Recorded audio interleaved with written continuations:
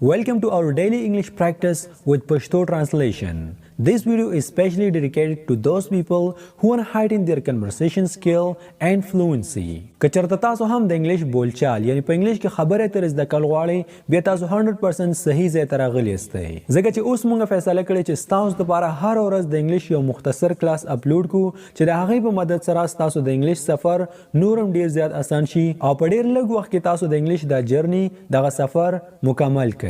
او دا ویډیو اصل کې په دوو پارټونو باندې تقسیم شوی ده. په پارت 1 کې به دوه کسان په خپلو کې خبرې کوي، په انګلیش کې به کنورسیشن کوي.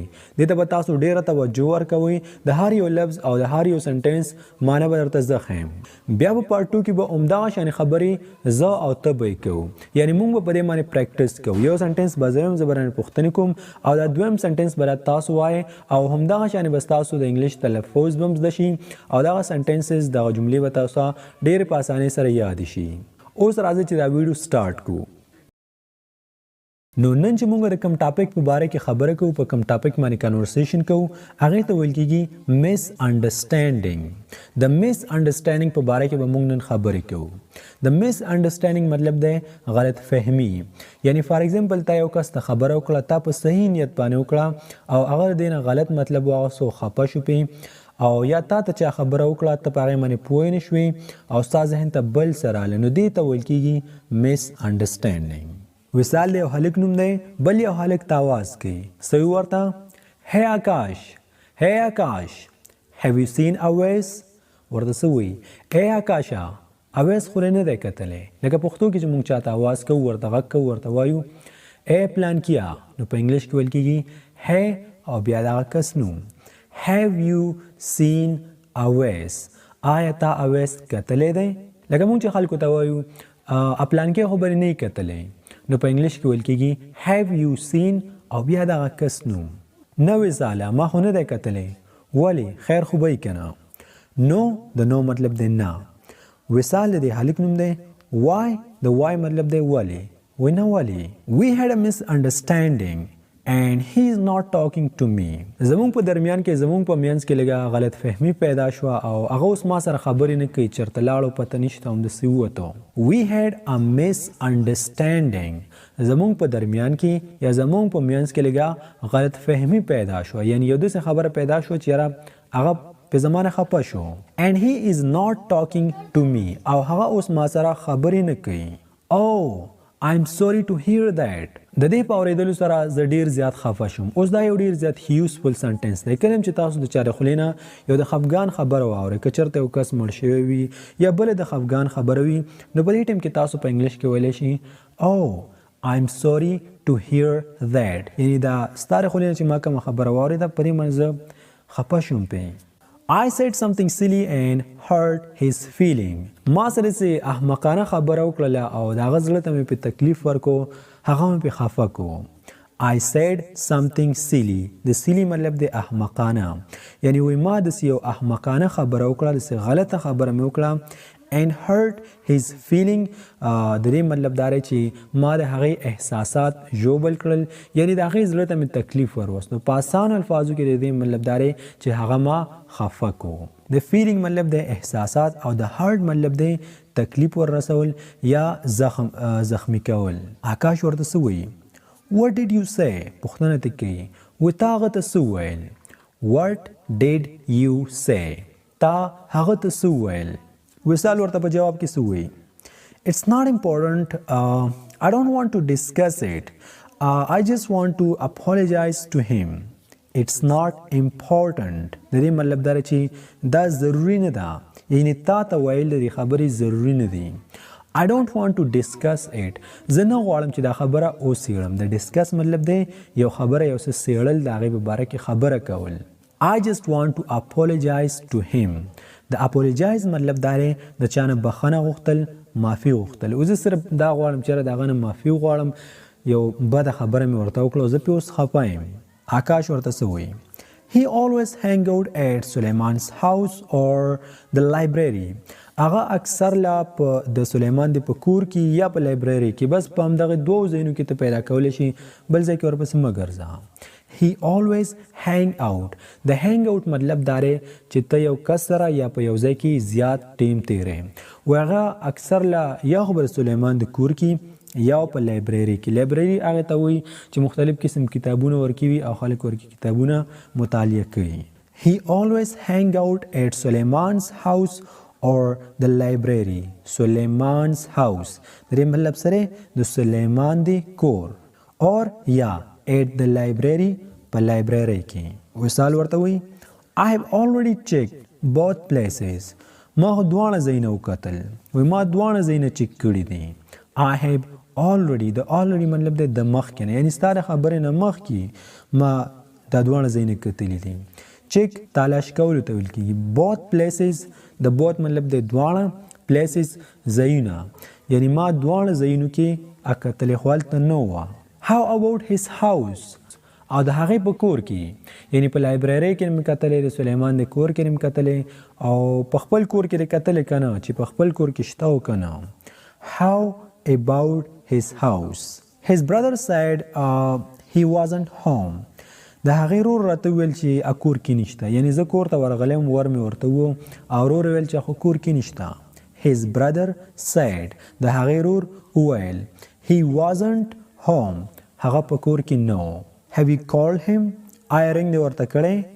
Have you called him? آیا رنګ دې ورته کړی؟ یا several times څو ځلته مې ورته رنګ وکړو یا او several times څو ځلته. آکاش ورته څه وایي He must really be mad at you. هغه به تا ته ډېر زیات په غوسه وي. He must really be mad at you. وی هغه به تا ته ډېر زیات په غوسه وي. وصال ورته څه وایي He was د he was مطلب دی هغه او یعنی او په غوسه خو ما ته ډېر زیات په غوسه و. He stormed off. د he stormed off مطلب دی چې هغه ډېر زیات په غوسه کې او په غوسه کې ووتو لاړو یعنی کله چې یو کس ډېر زیات په غوسه وي او همداسې په غوسه کې د کور نه وځي یا بل ځای نه بس همداسې وځي د چا خبرې ته غوږ کښېني دی ولاړ شي وځي نو په دغه ټایم کې تاسو ویلی شي he stormed off. And I didn't get to explain او ما ته موقع ملاو نه شو چانس راته ملاو نه شو چې زه هغه ته وضاحت وکړم هغه ته ووایم څه ورته ووایم what I mean چې زما څه مطلب دی یعنی هغه ډېر زیات په غوسه و او همداسې په غوسه کې بس ووتو لاړو ما ته موقع ملاو نه شو چې هغه ته ما داسې ویلی و چې یاره ته لږ ودرېږه زما دا مطلب نه دی دا تا ته چې ما کومه خبره وکړه اوس خبره کومه شوې راځئ هغه مو ګورئ. آکاش ورته څه وایي I'm really curious now. What did you say to him? اوس ډېر زیات په تجسس کې یاره ما ته خو لږ ووایه چې هغه ته تاسو وویل.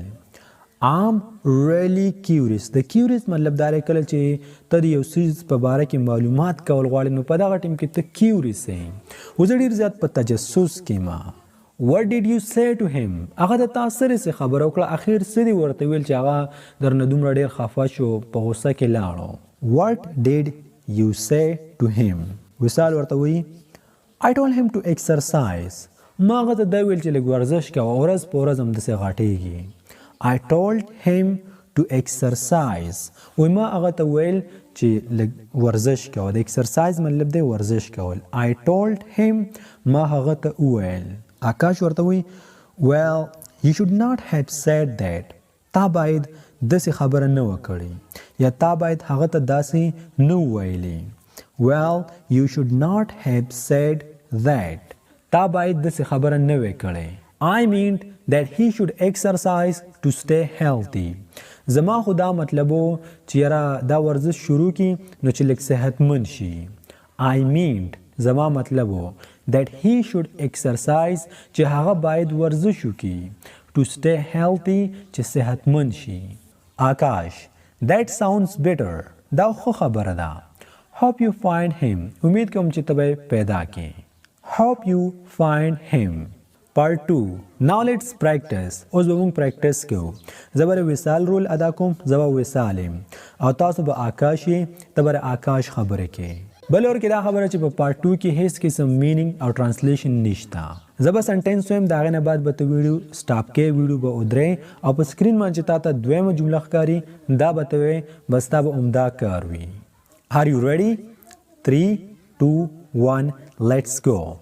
Hey Akash, have you seen Awais? Hey Akash, have you seen Awais? ستاسو جمله دسې ده. No وصال. Why? Well, we had a misunderstanding and he is not talking to me. We had a misunderstanding and he is not talking to me. د معنی به تاسو ته پته وي. ستاسو جمله دسې ده. Oh, I'm sorry to hear that. I'm sorry to hear that. I said something silly and hurt his feeling. I said something silly and hurt his feeling. What did you say? What did you say? It's not important. It's not important. I don't want to discuss it.